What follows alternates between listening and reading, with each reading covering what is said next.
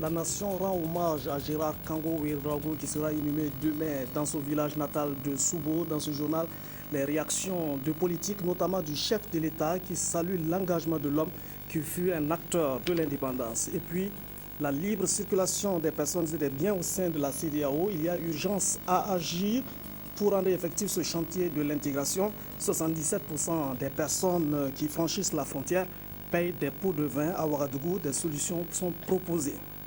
Un record balayé à la 11e édition du meeting international d'athlétisme de la ville de Ouagadougou. C'était à l'épreuve du lancer de poids homme. Le Togolais Esso Tchalim a réussi à propulser la boule à 16,49 m. Mesdames, Messieurs, bienvenue au journal. La nation rend donc hommage à Gérard Kango Ouédraogo. Les corps constitués se sont succédés hier pour saluer la mémoire de l'illustre disparu. Blaise Compaoré souligne l'engagement de l'homme politique. Le Premier ministre voit dans son parcours l'esprit de sacrifice. Toutes les couches de la société se sont donc venues dire adieu à l'illustre disparu. Reportage Simon Gongo. La nation s'incline devant la dépouille du duc. Une à une, les autorités arrivent. Le président du Faso en tête. Blaise Compaoré vient saluer la mémoire d'un homme qui a consacré 60 de ses années sur terre à la vie politique. Nous avons vu traverser l'histoire de notre pays avant et après les indépendances. Dans toutes les décennies, il avait eu une contribution politique qui a été par moments essentielle pour notre nation. Donc c'est aussi venir rendre hommage à ce grand homme politique et lui dire combien son message restera bien sûr gravé dans nos cœurs. Ce message de paix qu'il a voulu chaque fois prodiguer, ce message de rassemblement, voilà, et ce message aussi pour l'Afrique. Et je crois que nous sommes là surtout pour honorer cette contribution historique d'un homme que nous avons connu et que nous avons beaucoup apprécié. Amoré Blaise Compaoré dit qu'il ne savait même pas qu'il pouvait mourir, tant le duc a marqué sa génération. Après lui, c'est au tour du Premier ministre, accompagné des membres du gouvernement qui sont venus soutenir Gilbert et ses frères, éplorer et saluer les mémoires de l'ancien Premier ministre. Le gouvernement est venu une fois de plus témoigner toute sa reconnaissance à ce grand patriote. Et nous souhaitons que son exemple fasse toujours tache d'huile aujourd'hui. Et nous souhaitons que nous puissions l'accompagner dans les heures à venir à sa dernière demeure avec toute la famille, avec tout le peuple burkinabé. Les membres de l'Assemblée nationale sont aussi passés ici. Gérard a été président de l'Assemblée nationale. Des institutions comme le CES, le CSC, des institutions judiciaires, l'armée nationale, la police nationale sont passées aussi ce soir. Les partis politiques viennent saluer le plus tribun de son époque avec une idée en tête. Garder haut le flambeau allumé par ses devanciers. Le chef de file de l'opposition et le député maire de Dori expriment leur regret suite à la disparition de l'ancien Premier ministre et ancien président de l'Assemblée nationale. C'est un homme politique qui a milité pour la défense des intérêts de son pays. Nous les écoutons. Un mot d'abord de reconnaissance de toute la nation entière à l'égard de cet homme illustre qu'a été Gérard Kango Ouédraogo dans sa vie professionnelle et dans sa vie politique. Tout ce qu'il a apporté à notre pays. C'est un grand combattant des causes de la démocratie et de la liberté. Il a eu un parcours politique exemplaire et très singulier à travers lequel il a fait montre de son attachement et son engagement pour les valeurs de la liberté et de la démocratie. Donc c'était tout à fait normal que l'opposition vienne lui rendre hommage et souhaiter que son héritage soit bénéfique aux générations montantes. J'ai vu Monsieur Kango Gérard, il était aux affaires étrangères et moi j'ai passé également le plus clair de ma carrière quand même aux affaires étrangères, quand il était ambassadeur à Londres, quand il est revenu aux affaires étrangères. Moi j'étais fonctionnaire du ministère des Affaires étrangères et j'ai toujours admiré quand même la manière dont il se comportait et la manière dont il essayait de promouvoir la protection des intérêts du Burkina et des Burkinabés de l'extérieur. Je crois que c'est un peu le souvenir que je garde de lui. C'est le souvenir de cet homme qui a essayé de faire un peu la part des choses, qui savait ce qui était dans l'intérêt du pays et ce qui ne l'était pas. Le duc du Yatenga a regagné Waïouya, son fief, où il reçoit ce soir les adieux des siens avant son inhumation demain à Soubo, son village. Loin des yeux, près du cœur, les Burkinabés vivant hors du pays suivent avec beaucoup d'intérêt l'actualité politique et la dynamique de développement en cours au Burkina Faso. En Guinée équatoriale, la communauté s'était fortement mobilisée pour accueillir le chef de l'État à la faveur de la 23e édition du 23e sommet d'Afrique de l'Union africaine qui s'est tenu donc à Malabo. Blaise Compaoré a invité ses compatriotes à plus de solidarité et à plus d'implication dans l'œuvre de construction de la nation. Reportage Urbain Binito Sommet et Nicolas Zigani.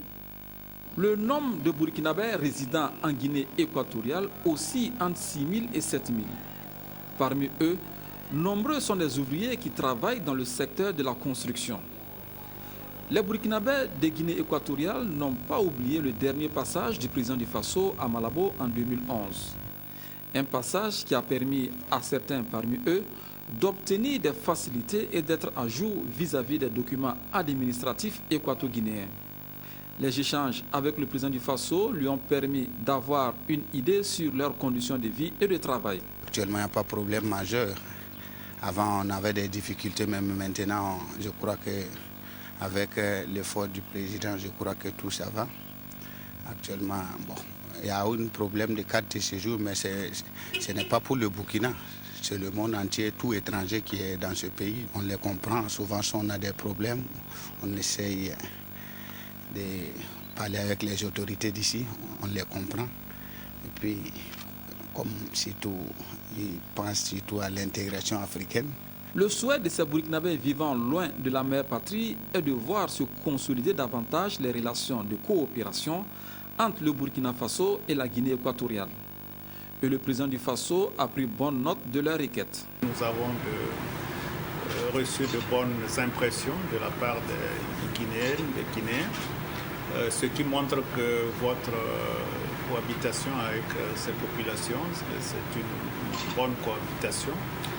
Mais parce que je crois que vous savez traduire ici ce qui représente pour les Burkinabés les grandes valeurs humaines, voilà, qui font que vous arrivez à vous insérer dans cette société qui bouge, parce qu'il suffit de voir que c'est un pays qui se construit, donc ça veut dire que c'est un pays qui travaille. Et je crois que les Burkinabés qui sont là ne sont pas venus pour dormir.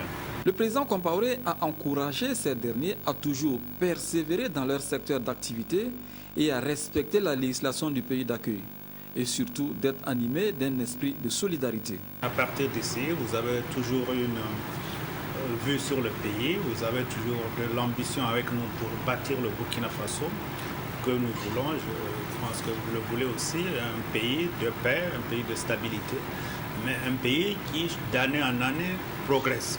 C'est vrai que nous n'avons pas les ressources que d'autres pays ont à travers l'Afrique ou dans le monde, mais vous pouvez vous rendre compte que grâce à notre solidarité, à notre volonté commune, grâce aussi au travail, à l'imagination. Cette rencontre entre le président du Faso et les Burkinabés résidant en Guinée équatoriale s'est déroulée dans une ambiance détendue. L'un des acquis de ces Burkinabés a été l'ouverture d'un consulat honoraire du Burkina Faso à Malabo en 2010. Le consul honoraire Ahmed Sorgo est au four et au moulin pour répondre aux nombreuses sollicitations de ses compatriotes. La CEDEAO fait l'état des lieux de la libre circulation des personnes et des biens au sein de la communauté. Un forum s'est tenu à Ouagadougou à cet effet et le chantier de l'intégration était donc à l'ordre du jour. Ce chantier de l'intégration connaît une mise en œuvre difficile et des solutions sont proposées à Ouagadougou. Évariste Kambari. C'est connu. L'ambition de la CEDEAO de faire de la libre circulation des personnes et des marchandises une réalité dans les 15 pays membres bute sur d'énormes difficultés, ce malgré l'existence de textes juridiques appropriés. Le Forum citoyen sur la libre circulation des personnes et des biens qui a réuni à Ouagadougou l'administration publique et parapublique, le secteur privé, la société civile, des institutions et des experts des questions d'intégration avait à faire des propositions afin de faire de la vision 2020 de la CEDEAO une réalité, c'est-à-dire une CEDEAO sans frontières. Nous allons nous armer de la haute autorité de la région pour essayer de desserrer les contraintes quotidiennes de nos citoyens, de nos opérateurs économiques, pour avoir un peu plus de fluidité dans la circulation des personnes et des marchandises à court terme. À moyen terme, nous allons faire mettre en œuvre des programmes importants de sensibilisation, d'information, même des formations sans exclusive, en mettant à contribution la société civile nettement mieux qu'avant, en mettant en contribution les médias. À la lumière de plusieurs communications animées par des experts, le Forum a, au terme de ses travaux, pris plusieurs recommandations et fait plusieurs propositions qui viendront enrichir une feuille de route sur la libre circulation des personnes et des biens, laquelle feuille de route sera ensuite soumise aux chefs d'État et de gouvernement. Vous le savez, c'est un mandat qui a été confié au président du FASO l'année dernière et tout ce que nous faisons aujourd'hui entre dans la mise en œuvre de la feuille de route qui lui a été confiée par ses pairs. L'intérêt de ce forum, c'était d'abord de s'approprier les textes, faire en sorte que les acteurs qui travaillent sur le terrain connaissent les textes qui règlent la question de la libre circulation des personnes. La libre circulation des personnes et des marchandises dans l'espace CEDEAO est la clé de voûte de l'intégration régionale. Pour que cette vision devienne réalité, il faut un changement de comportement et de mentalité. Et c'est tout l'espace de la CEDEAO qui est interpellé à jouer franc jeu. Il y a urgence à agir pour rendre effectif le projet de libre circulation des personnes et des biens. Une étude commanditée par la CEDEAO montre que 77% des personnes qui franchissent les différentes frontières de la communauté payent des pots de vin. Le président de la commission de la CEDEAO a pris la mesure de cette difficulté. Il en parle au micro de Évariste Kambari. De nombreuses entraves existent aujourd'hui dans tous les États membres, sur les axes routiers et aux frontières terrestres. Les citoyens de la communauté sont quotidiennement confrontés aux rackets, à l'intimidation et au harcèlement des agents de police, de gendarmerie, de douane et d'immigration en poste aux différentes frontières. Une étude récente réalisée par la Direction de la libre circulation des personnes de la Commission de la CEDEAO a révélé qu'en moyenne, 36% des personnes traversant les frontières de la CEDEAO possèdent des documents de voyage valides. La détention de titres de voyage légal ne dispense toutefois des rackets et des prélèvements illicites opérés ici et là. Notre enquête révèle aussi que 91% des immigrants vers les pays de la communauté se plaignent du coût élevé d'obtention des documents de voyage requis, et cette même étude révèle que 77% de ces immigrants payent des pots de vin aux agents en charge du contrôle à chaque passage aux frontières.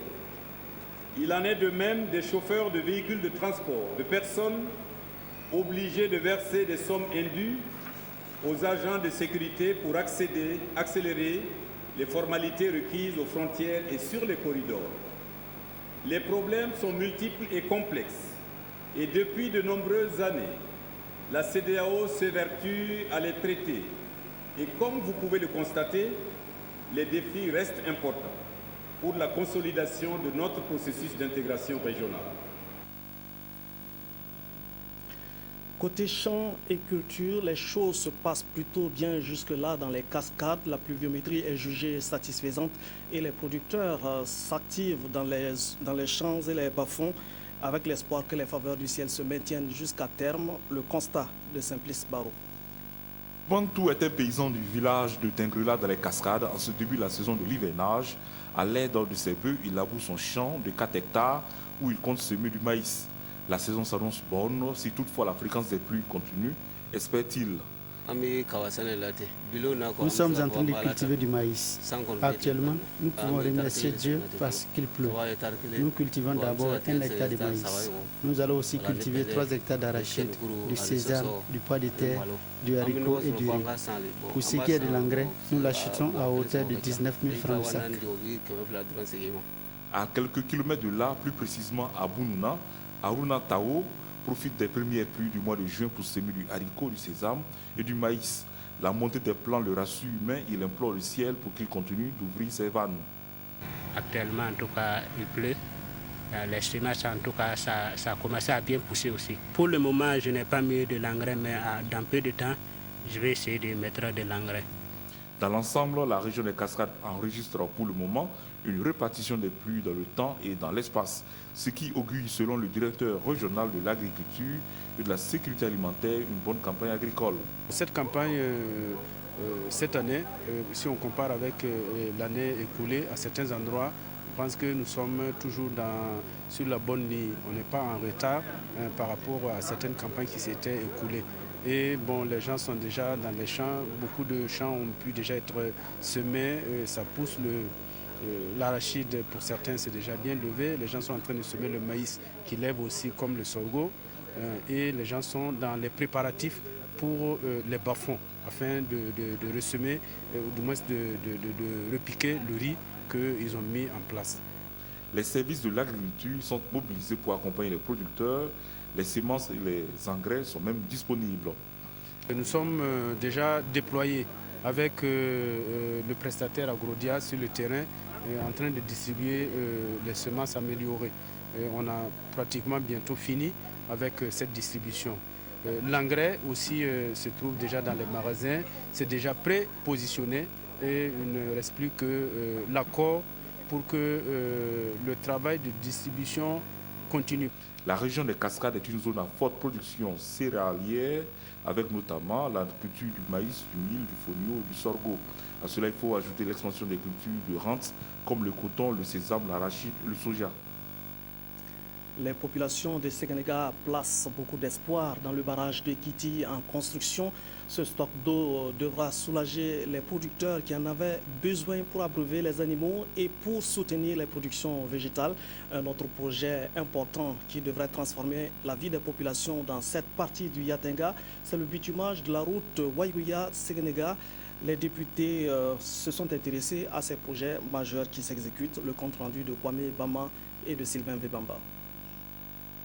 Présent dans la commune de Séguénéga, dans le cadre d'une mission d'information sur le travail des enfants dans les sites d'orpaillage, les députés de la Commission des affaires générales institutionnelles et des droits humains KJDH se sont intéressés au projet de réalisation du barrage de Yiti et de bitumage de la route qui permet la traversée de cette partie du Nakambé. Des projets très attendus avec cependant quelques appréhensions. Les travaux de construction de l'ouvrage du barrage est presque fini.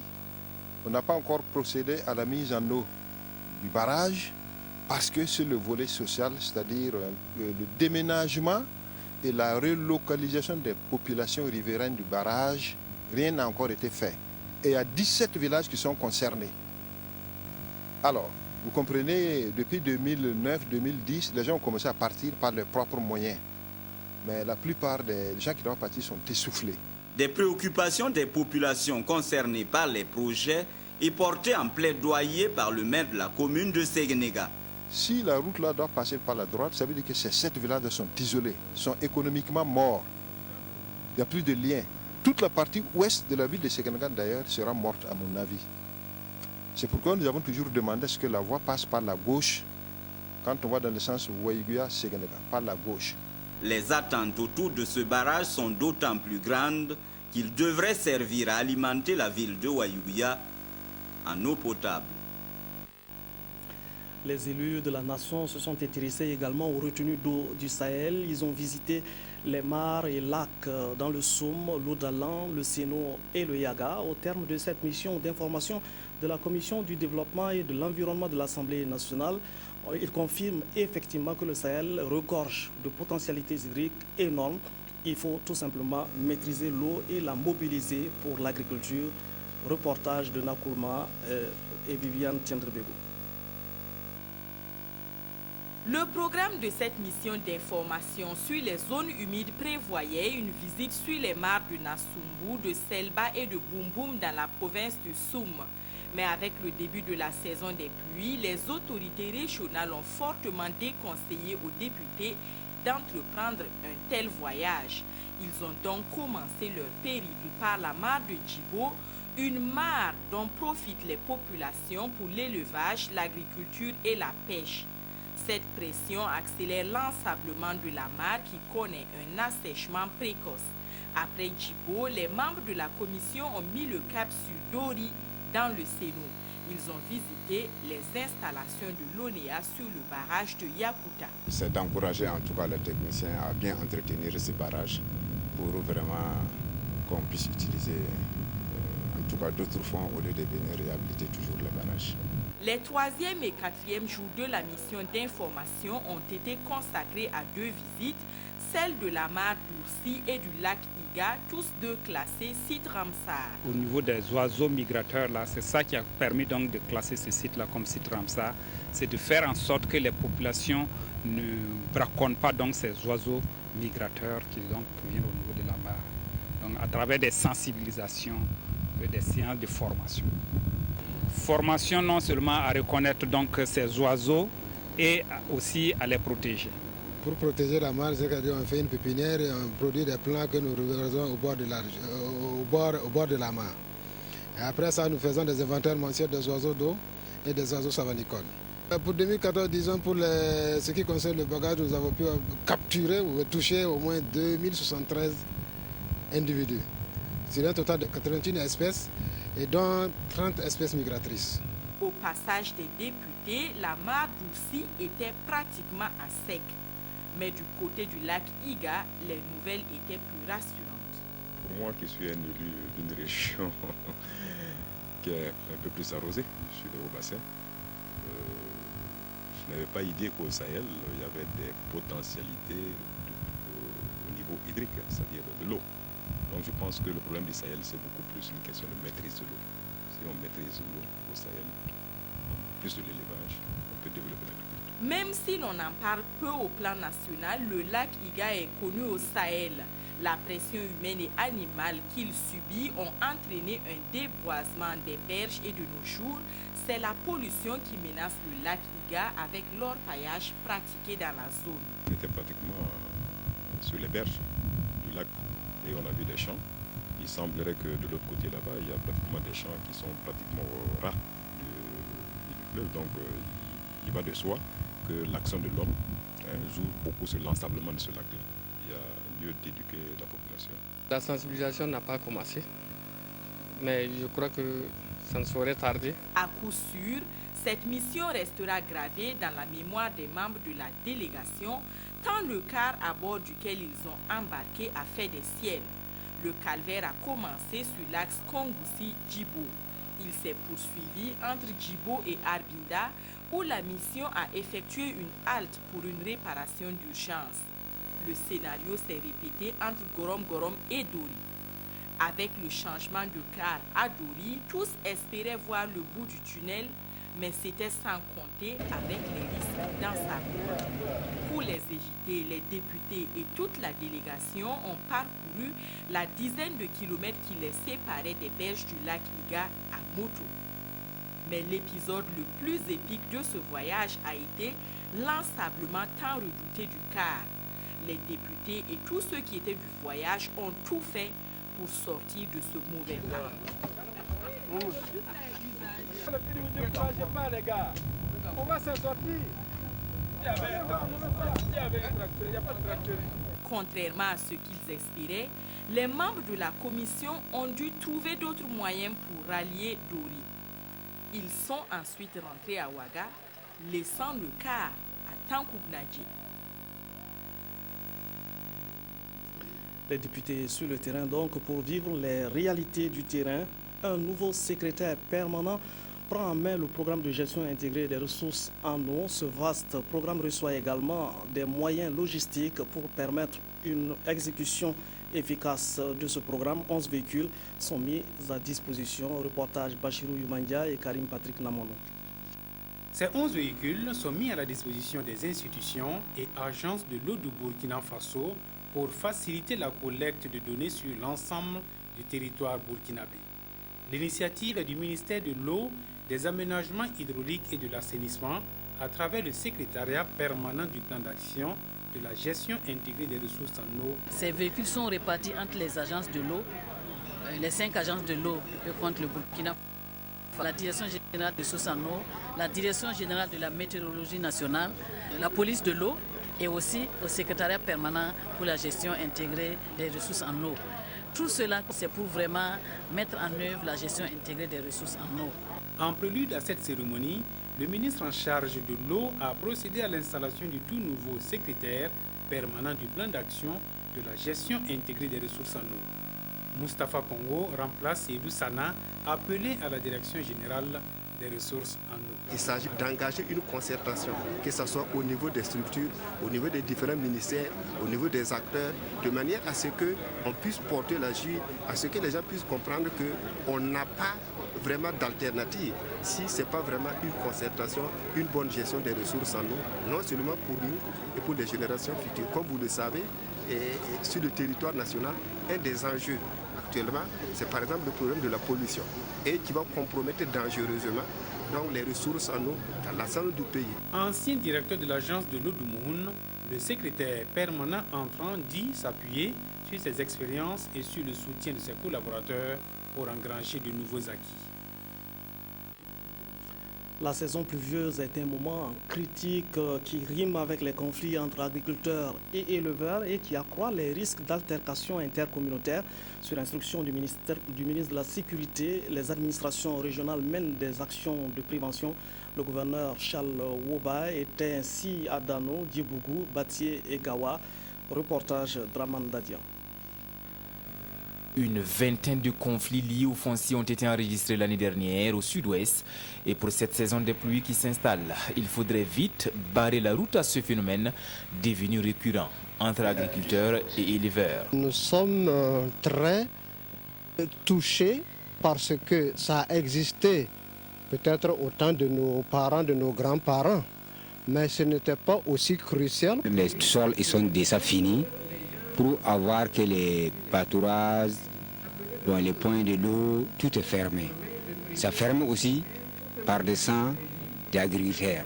D'où cette tournée de sensibilisation à Dano, Diebougou, Bati et Gawa pour asseoir les différents acteurs ensemble et leur parler des textes et lois relatifs à la gestion du foncier, des ressources naturelles et du pastoralisme au Burkina. À chaque étape, les dispositions de l'article 1er de la Constitution de juin 1991 ont aussi été expliquées. Il s'agit des cadres de concertation provinciaux élargis aux personnes ressources, représentants des agriculteurs et des éleveurs. Et comme vous voyez, c'est tous des acteurs qui sont impliqués dans la prévention, mais également dans la résolution des conflits fonciers lorsqu'ils interviennent. Ce que j'aurais souhaité, c'est de courrier dire aux maires et aux préfets, en notre retour comme ça, d'abord d'appeler les éleveurs, faire une genre de sensibilisation, après encourager aussi les producteurs pour sensibiliser. La culture de la tolérance et la solution par le dialogue en cas de conflit devrait en principe permettre à tous de passer une campagne agricole en toute quiétude. Sahel, une raison d'espérer, c'est la note optimiste qui structure la stratégie intégrée des Nations Unies pour le Sahel. Dans cette foulée, le PNUD développe des appuis aux projets régionaux, la consolidation de la paix dans le Sahel, le renforcement de la sécurité humaine et de la résilience communautaire. Pour mieux accompagner ces projets, il faut une stratégie régionale de communication et de gestion des connaissances. Nathalie Sawadogo Nabalou. La consolidation de la paix dans le Sahel, le renforcement de la sécurité humaine et de la résilience communautaire Ce sont 2 projets mis en place dans le cadre de la stratégie intégrée des Nations Unies pour le Sahel. Cette stratégie intégrée concerne 5 pays africains, le Mali, la Mauritanie, le Niger, le Sénégal, le Tchad et le Burkina Faso. Les différents acteurs de ces pays sont à Ouagadougou. Ils veulent formuler une stratégie de communication pour appuyer les actions de terrain. C'est un atelier qui fait suite à un premier séminaire régional que nous avons eu à Dakar il y a à peu près 1 mois et demi et qui a pour objet de formuler une stratégie régionale de communication et de gestion des connaissances en appui à nos activités de terrain. C'est à la fois une opportunité de formation, mais c'est aussi un événement qui est directement orienté vers l'action. Il est très ambitieux parce que nous attendons vraiment des produits d'ici la fin de l'atelier, donc samedi. D'une part, une stratégie régionale qui permette vraiment de proposer une vision au niveau régional de nos activités. Pour y arriver, un expert en communication est venu du pays de la Teranga pour appuyer les acteurs. Il sera fait une analyse de la situation depuis le contenu du projet Sahel, donc la stratégie du Sahel.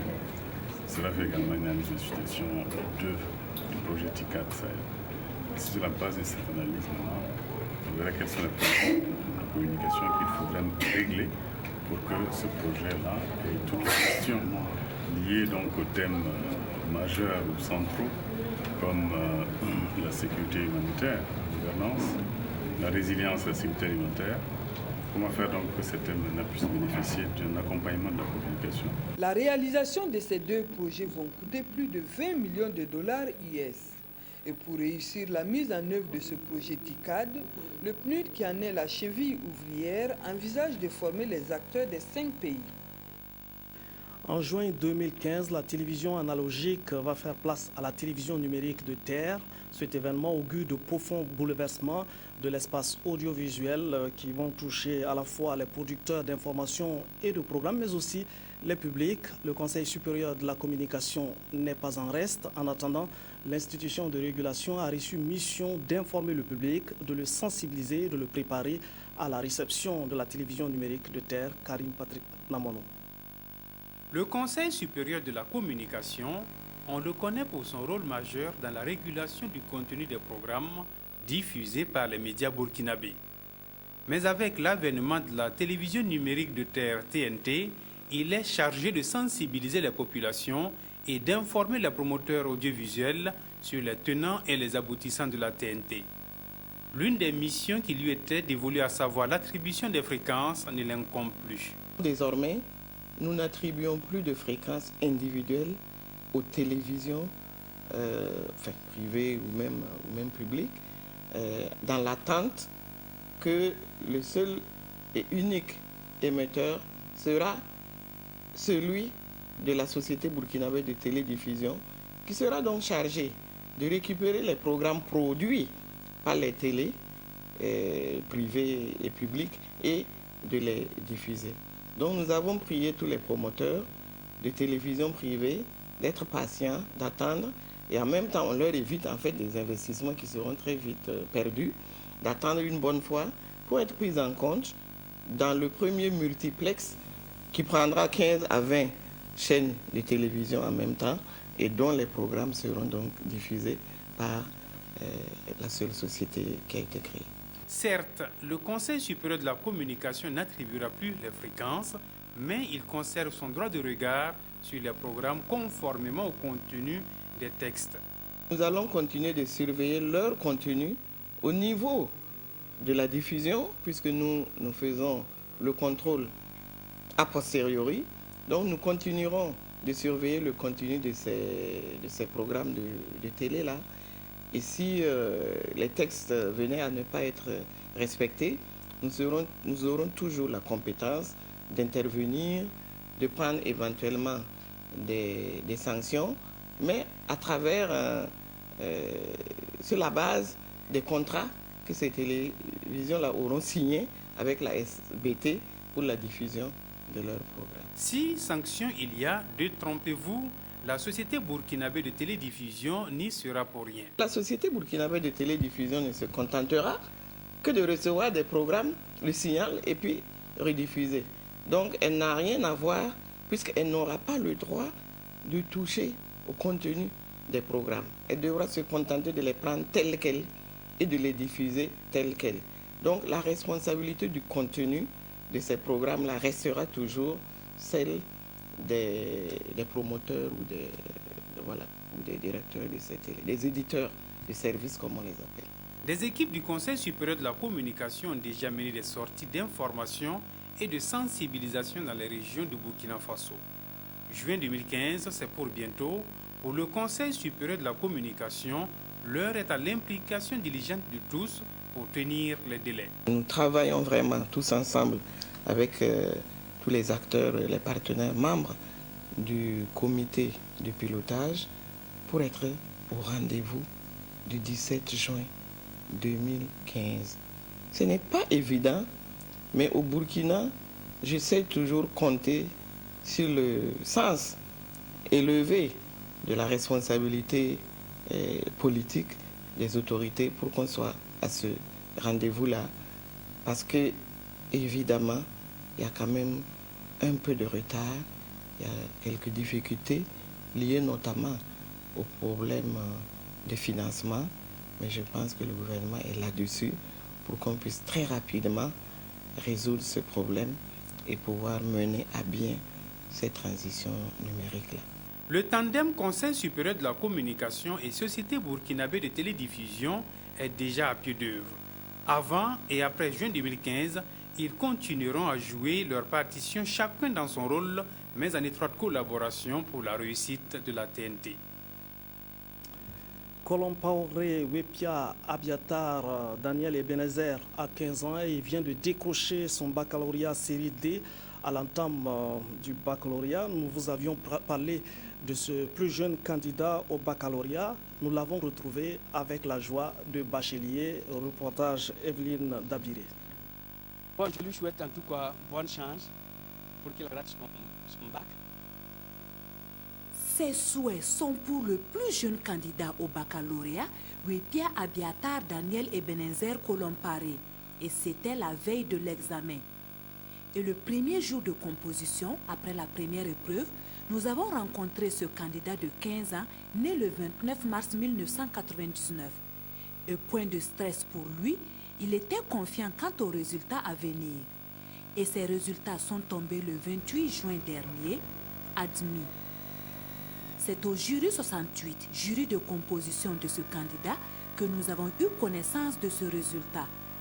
Alors, un détour dans la famille Kolompaoré nous a permis de rencontrer le plus jeune lauréat de cette session. Et si la joie est évidente dans la famille, cette réussite a une importance sociale pour le lauréat. Maintenant, je suis plus comme un enfant, malgré mes 15 ans, mais on va me voir dans notre société. J'aurai un peu... Les gens vont me donner un peu de respect. Voilà. Un résultat qui s'inscrit dans une logique pour le père. Je suis content, ça va. Les choses se sont déroulées logiquement. Bon, donc je suis content. Voilà. Déjà, quand il avait 5 ans, je me suis dit que, puisque j'avais une certaine expérience dans l'enseignement, j'avais vu que le système qu'on dit Napoléon est très lent.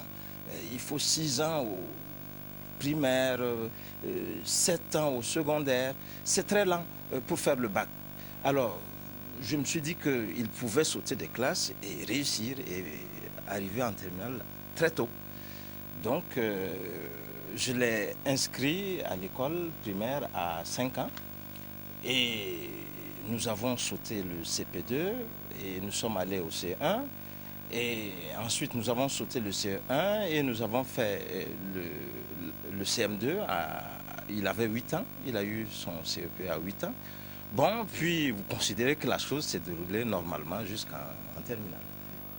Ce diplôme en poche avec une moyenne de 11,75 sur 20 reste les études à poursuivre.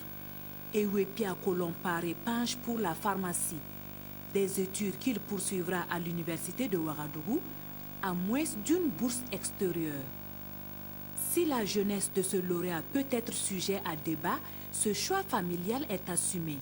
Je dis que, encore une fois, que si c'est pour avoir le baccalauréat, on n'a pas besoin de tant d'années. Voilà. On n'a pas nécessairement besoin de tant d'années. On peut aller plus vite. Et à l'endroit des autres candidats malheureux de la session, Wepia Kolompare a ces mots. Ce n'est qu'un papier, le bac. Bon, dire ça, bon, ça, d'autres vont prendre ça mal, mais ce n'est qu'un papier, il faut redoubler d'efforts, ça va aller. Cette session du baccalauréat 2014 prendra fin le 7 juillet prochain. Au ministère de l'Éducation, on fait le plaidoyer en faveur de l'éducation inclusive. C'est une approche qui va permettre d'assurer l'éducation pour tous. Ce message a été porté à Garango dans le centre-est. L'OCADES soutient cette initiative. Elle a fait don d'un terrain de basketball à la commune de Garango pour instaurer le sport inclusif. Amadou Marcel Tour. L'éducation inclusive, une éducation qui prend en compte tous les enfants sans aucune discrimination, avec des profils variés, valides et handicapés. Et c'est pour promouvoir cette approche qu'une mission du ministère de l'Enseignement national et de l'Alphabétisation est venue à Garango. Objectif, convaincre les parents d'élèves et toutes les parties prenantes pour une meilleure inclusion des enfants handicapés à l'école. Vous savez, l'éducation inclusive, ça concerne les handicapés et les personnes vulnérables. Et nous avons fait ce plaidoyer en faveur de toutes ces personnes pour les aider à mieux s'intégrer dans la société où ils vivent, pour montrer que le handicap ou la vulnérabilité n'est pas une fatalité. On peut bien vivre avec son handicap, on peut bien être éduqué avec son handicap et réussir mieux dans la société qu'une personne valide. Pour la cause de ces personnes vivant avec un handicap, le MENA avait à ses côtés l'Organisation catholique pour le développement et la solidarité qui, pour joindre l'utile à l'agréable, a offert ce plateau sportif pour le sport inclusif à Garango. Notre ambition, c'est de dire à toute la population de Garango et à tout le pays, le Burkina Faso, que l'éducation pour tous prônée par le gouvernement est une réalité et que la personne en situation de handicap est une personne comme tout autre qui a le droit au bonheur, qui a le droit de vivre heureux.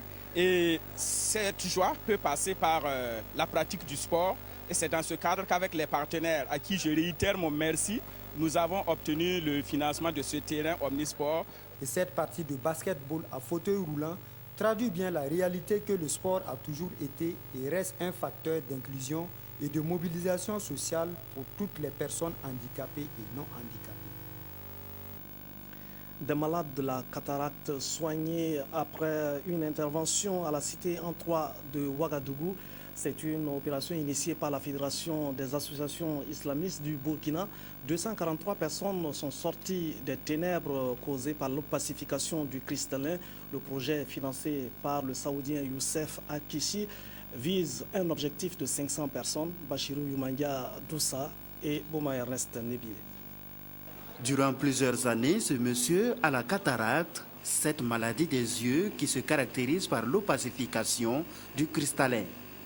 Il a presque perdu la vue et pensait que son mal n'avait plus de solution. Mais grâce à la campagne d'opération de cataracte initiée par la Fédération des associations islamiques du Burkina, il a été gratuitement pris en charge et est soulagé de son mal. Comme lui, ils sont à ce jour 243 personnes qui ont bénéficié de ces soins. Après l'opération, je rends grâce à Dieu. Je vois bien clair. Et je vous vraiment remercie. Et aussi et surtout les donateurs, ceux qui ont pu faire ça pour nous. La cataracte, c'est une opacification du cristallin, plus la baisse de la vision. La cataracte demeure inconnue, mais on lie à certaines maladies. Par exemple, il y a des cataractes de cause oculaire, une forte myopie, un glaucome ou une uveitis à répétition. D'autre part, il y a des cataractes de cause contusive, c'est-à-dire un choc dans l'œil, ça entraîne une opacification du cristallin. C'est une campagne d'opération financée par cet entrepreneur saoudien. Donc, ils ont accepté l'idée de financer les LDD. Donc la première fois, ils ont fait à peu près 200 opérations, et cette fois-ci, c'est 500 opérations. Donc il a proposé que ça soit dans le projet de l'ophtalmologie, parce que ça aide beaucoup les peuples burkinabés. L'objectif de cette campagne d'opération de cataracte est de soigner 500 personnes. L'opération se poursuit toujours à la cité Antrois de Ouagadougou. Le Burkina assure désormais la présidence du Rotaract Club du district 9101, et cela pour une année. Le Cap-Vert, qui assurait la présidence de ce club service qui regroupe 10 pays de la sous-région, a passé la charge au Burkina Faso. Le nouveau président promet de mettre son mandat à profit pour travailler à faire rayonner le Rotary Club international et à consolider la paix au Burkina Faso. Reportage Bouma Ernest Nebier. L'hymne national de Burkina entamé après celui de Rotary Club International. L'instant est solennel car à partir de ce vendredi, le Burkina assure la présidence de Rotary Club 9101, un club qui regroupe 10 pays de l'Afrique de l'Ouest. Le Cap-Vert, qui assure de la présidence 2013-2014, passe la main au Burkina. Clovis Eloge Ilboudo conduira la destinée de ce club service jusqu'en juillet 2015. Dans les Rotary, on a toujours des missions à faire. C'est pour cela que dans les Rotary, il n'y a pas de politique, il n'y a pas de religion. Chacun en a pour son mandat. Chaque année, il y a un programme d'activité. Ça roule d'année, de pays à pays. Le collier de commandement du Rotaraction au cours, le nouveau président du district 9101 a égrené un chapelet d'activités à réaliser au cours de son mandat. Nous allons mettre à la disposition de tous les Rotaractiens les outils nécessaires qui vont permettre leur formation. Au titre des actions d'intérêt public, nous allons promouvoir la paix et l'entente entre les peuples, de telle sorte que tout ce qui arrive dans tous les pays n'arrive pas au Burkina Faso. C'est une charge pour nous également parce que nous devons les accompagner. Nous devons les accompagner parce que le thème de l'année cette année, c'est faire rayonner le Rotary. C'est-à-dire faire rayonner le Rotary au niveau de tous les clubs, au niveau des populations, puisque notre devise au niveau du Rotary, c'est servir d'abord et non venir pour se servir. Bien avant, d'autres présidents de clubs burkinabés ont passé la charge à d'autres responsables pour le mandat 2014-2015. Les Rotary Clubs sont des clubs services regroupant des jeunes de 18 à 30 ans. Ces clubs constituent en fait l'antichambre des Rotary Clubs et sont donc régis et guidés par les mêmes principes. L'église famille de Ouagadougou accueille de nouveaux prêtres pour conduire son peuple. 20 diacres ont été consacrés prêtres à la cathédrale de Ouagadougou. Avec ces ordinations, le clergé local s'élargit à 130 prêtres. La consécration des nouveaux prêtres a donné lieu à des moments forts de prière, de louange et de jubilation. Karim Patrick Namono. La moisson est abondante et le maître de la moisson peut s'en réjouir. 20 diacres faits prêtres, c'est une première dans l'archidiocèse de Ouagadougou. Ces missionnaires du peuple de Dieu ont franchi plusieurs années d'études philosophiques et théologiques pour en arriver là. Le rituel de l'ordination presbytérale réussi, ils sont désormais assignés à l'œuvre de Dieu. Être prêtre, ce n'est pas une promotion, ce n'est pas comme être fonctionnaire, c'est une vocation, c'est un appel, c'est un don gratuit de Dieu que l'homme accueille humblement. Et il est invité à se donner totalement, sans calcul, à être serviteur à la suite de Jésus, venu pour servir et non pour être servi. Prêcher et enseigner l'évangile pour ramener les brebis égarées, conduire le troupeau de Dieu, ces bergers y souscrivent tous avec joie, mais sollicitent l'onction divine pour réussir leur ministère sacerdotal. Je suis camélien, je suis prêtre pour la mission auquel le Christ me confiera à travers mes supérieurs majeurs. L'ordination presbytérale terminée, c'est une nouvelle vie qui commence pour ces jeunes prélats, celle de servir par leurs actes et leurs pensées le Père, le Fils et le Saint-Esprit. En sport, un record a été pulvérisé dans le cadre de la 11e édition du meeting international d'athlétisme de la ville de Ouagadougou. Au lancer de poids homme, le Togolais Esso Chalim a réussi à propulser la boule à 16,49 m. Les images de cette compétition sont commentées par Abdoulaye Kaboré. La Fédération burkinabé d'athlétisme, en partenariat avec la ville de Ouagadougou, a tenu sa promesse. Organiser la 11e édition du meeting international d'athlétisme de la ville de Ouagadougou, Miavo. Nous avons rempli notre contrat avec la ville de Ouagadougou et avec le public. La mairie s'impliquera davantage, en tout cas au vu déjà des propositions faites par le maire de la ville de Ouagadougou.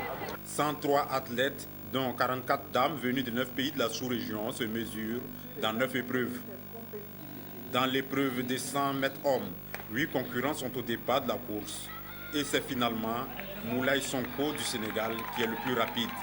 Il l'emporte en 10 secondes 60 centièmes.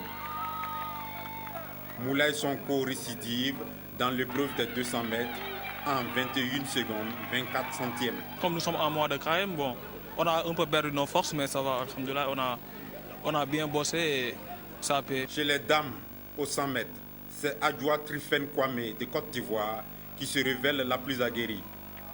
Elle remporte l'épreuve en 11 secondes 84 centièmes. Trifen dicte sa loi également aux 200 mètres en 24 secondes 18 centièmes. Comme j'avais pas trop de concurrentes, donc je ne m'attendais pas à faire cette performance-là. Donc je suis très contente pour cette performance que je viens de réaliser.